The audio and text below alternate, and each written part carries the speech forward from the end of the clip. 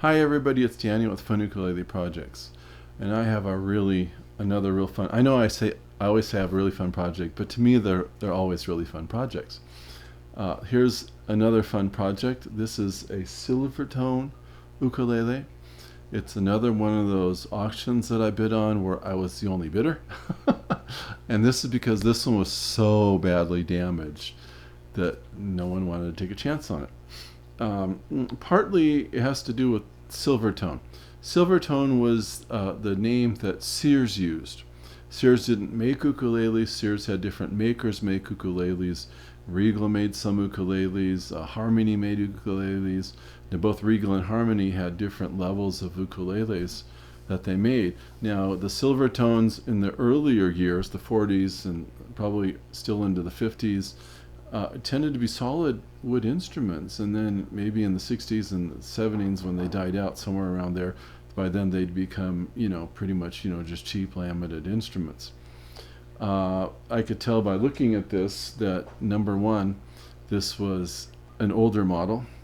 I could tell number two that it was a solid instrument, because not only could I see the edge even though it was very dark, but I had the advantage of being able to see the actual side, because this thing had a crack that went from here all the way to here.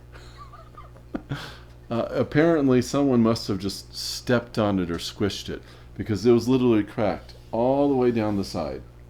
And the person that put the listing up was very good about showing all the different problems with this instrument. And I'll have some of the photos that I took, but I actually forgot to take a photo of the cracks, so I'll have the photo from the original listing, and you can see. And it was very easy to see that it was solid wood, because you could actually see the I think it was the outside, the inside, the top sort of went into the, I forgot how it goes.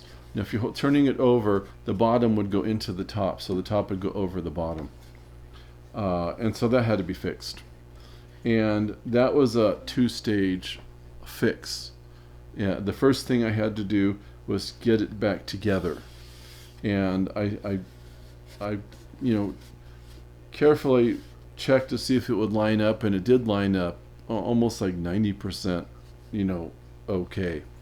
And so what I did was I started at one end and I held it in place, and then I dripped a little bit of cyanoacrylate, the thin cyanoacrylate seep in, and held it. Then I used some accelerator, a very just like mist. You don't hit much or you could flash it, and then it will, and it's white and ugly and bubbly, and it's a mess to work with. So I just used a little bit, and I moved up and I kept adjusting until I was able to get all the way across the top. And that put it back together. However, I need to be sure it's going to stay together. The cyanoacrylate is a rather permanent fix, but you're dealing with very thin. This is a very thin wood instrument. It's all solid mahogany. And so what I did was I made essentially cleats, but they're like little strips. And they need to be really strong, and they needed to be really light. And so I didn't even opt for spruce for these. I used wood that you don't really see used a lot in necessarily lutherie applications that I know of, but it's used a lot in the modeling industry, specifically when you're talking about remote control model airplanes and things like that. I got veneer core 1/64 of an inch birch plywood, and I cut these very thin. These strips are about like 3/8 of an inch wide, and they fit within the kerfing, so they're right on the board. And this then has 4 of those strips used as cleats. One is like, let me see in there. One's right here. One's right here. One's here. One's here, and one's in that area. And those give strength. And so they were glued in place. And I just couldn't reach in with the clamp, so I actually put the cleats in place, make sure they were sitting flat, and then I would use a pipette and drop cyanoacrylate so it would seep underneath them, and then I actually used pencils to hold them down, and then used used just accelerator to help it harden. And so those were all in place, and that was taken care of. However, that wasn't all the repair that still needed to be done, because you see, whatever traumatic force split the side also split the back brace. This has one back brace on it right about here. And that back brace sort of opened up like this. So on this side, it was like the open side, and then the other side, it was still together. So in that case, once again, I used some cyanoacrylate to fix that.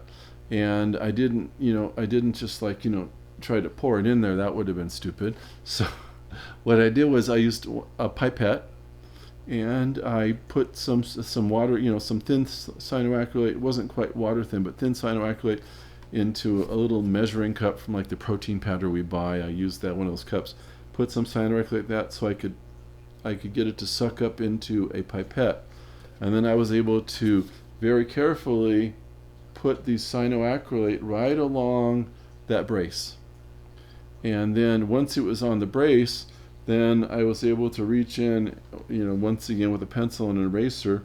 I was able to push it down. I already tested to be sure that it would go down without any trouble, and it did. So it would go down, and then once I held it with pressure, I used some accelerator to get it to cure, and that worked just fine.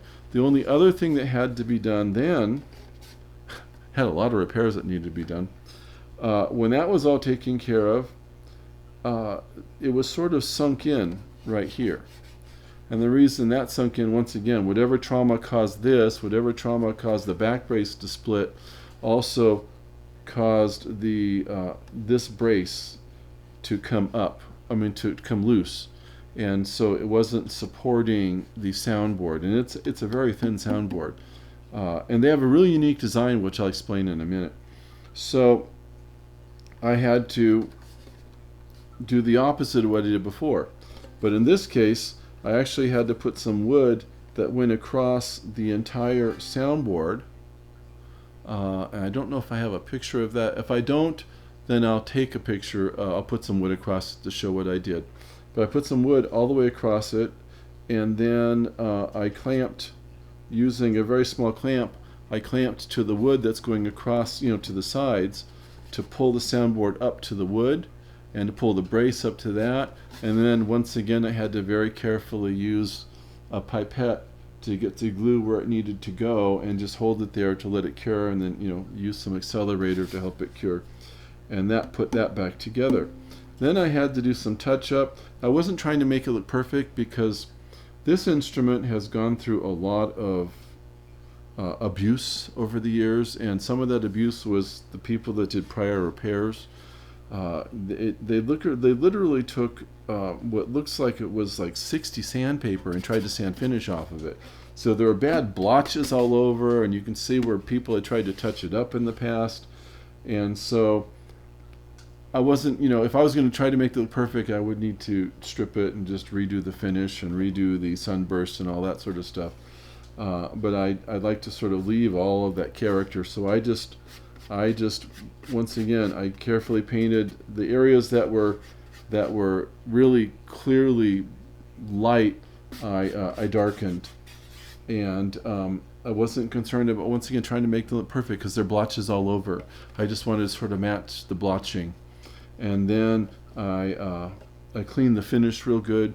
The top I had to sand. There was like these bad streaks in it. I didn't remove every last one of them. Between the sanding marks and the bad brushed on finish marks, I sanded the bulk of those out very carefully with 220, and then I went with some 400, and I left a few of the remnants, but I got it to where I could then put a light stain over it, and let that stain set up. And then I gave a very, very light misting coat of it, not to make it look new, but to make it look like an old worn finish. It's an old instrument. I don't want it to look new. I want it to look like an old instrument. And then it was ready to play. Oh, the other thing is, this is one of the times I didn't bother resetting the bridge. because I could tell that repairs had been done on this, and one of the things was someone had put the bridge on, and it seemed pretty solid. They'd used woodworking glue on it, and so I wasn't going to try to force it to take it off. Now, when I was talking about the unique design of this instrument's very resonant. It has decent sustain. It's very resonant. It's all very Ko'oloa-esque in its punchiness. And part of that is because of the unique approach to the way whoever made this for Sears to have the Silvertone name built it. And I probably would think it was Regal. I've worked on Regal instruments before, vintage Regal instruments. And it has more of a Regal feel to it than it does a harmony feel, just the way it's built. But what they did here was they don't have a bridge plate. They have a sound hole brace, which is right here, and then they have a mid brace right here, about the same spot that the brace in the back would be. So it would be like the top and the bottom of Ko'oloa's unibrace. But the nice thing that they did was that they did a light brace up at the top so that you don't lose the highs. Here's the 10th. You still get richness from the highs that you don't get, like Ko'oloas can tend to be plinky, a Ko'oloa soprano. Another thing about this instrument I really like is that this is a really wide nut, and it has really wide, like 30 millimeter G to A string spacing at the nut, and it's got like 44 millimeter G to A string spacing at the saddle. And we're talking about an instrument that was made like in the 40s, more than likely. It's wonderful to play. Another thing that they did that I really like for a soprano, actually it's my favorite scale length for a soprano, it's a 14-inch scale length. So I believe Ko'oloa uses a 14-inch scale length also. For my large hands, it makes it much easier to play. Now, my last video, remember that little Aloha ukulele? That was a 12 and 5/8 inch scale length. So compared to that one, this feels like a concert. And it plays quite nicely.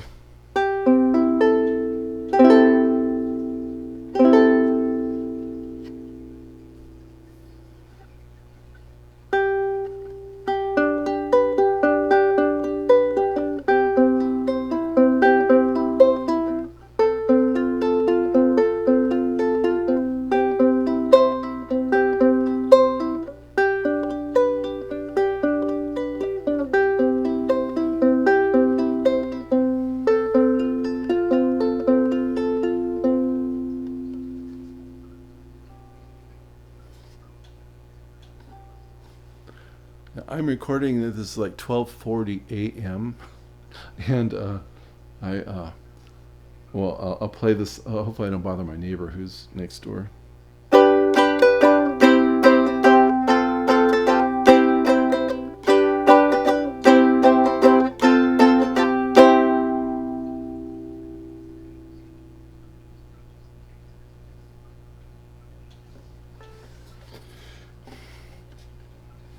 Really nice sounding instrument.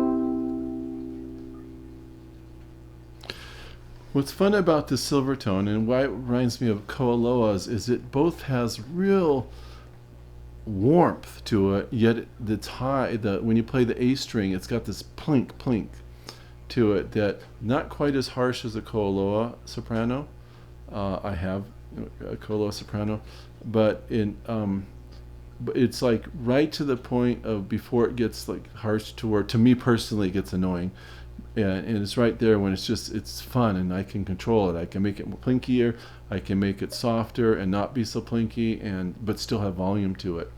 And so I really like the way it does that. It's just like, like I don't think I mentioned that in my other video about the Aloha. I really enjoy my Favia double bout, but the Favia is more like Kanilea type sound. It's more even, it's super articulate the way it plays. And so they're both very fun to play for completely like the different reasons. I mean, you can play, you can play pieces that need a real articulate sounding instrument on this. It's just that you're going to get more boom, and it's just a different sound. That's basically what I'm trying to say. Here, I'll play Sweet Hour Prayer. I really like that on these vintage instruments.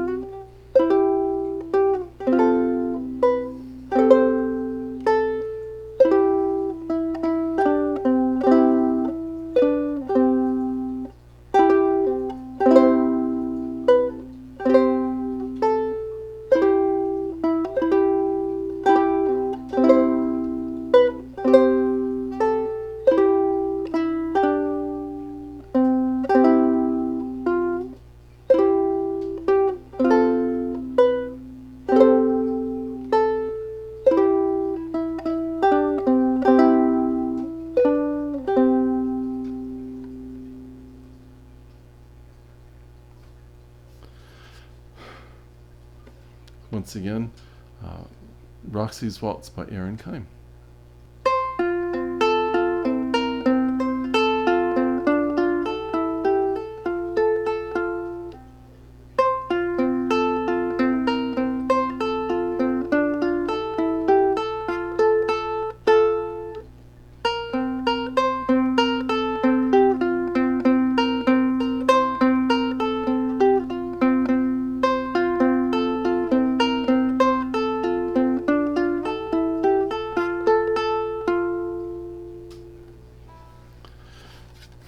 I'll leave the playing version at that. I could play, a lot of different pieces and just sit here and keep playing and playing and playing. But it's a project video.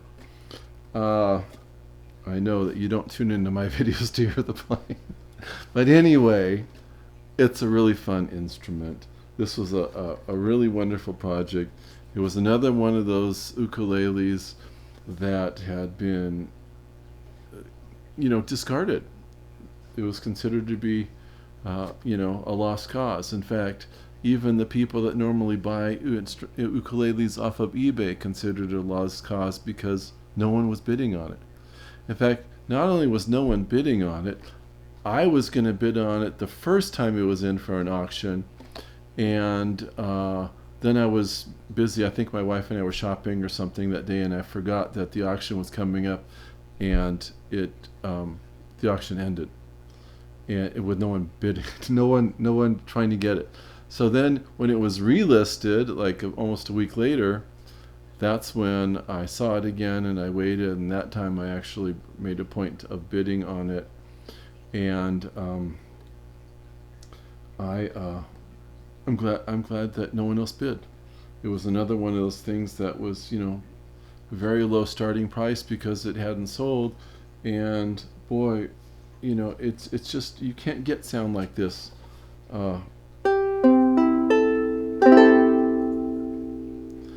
It's hard to convey that, what I'm saying, in a video. I mean, yeah, you can get sound similar with a new instrument, but there's just something about playing a vintage instrument that until you play one, particularly one that's been restored back to playing condition, so you're not dealing with all the problems of things being loose or not working right. There's just such joy to play these really, really old instruments and to give life back to them again. Thanks for watching. Stay safe, stay healthy. I'll see you in the next video.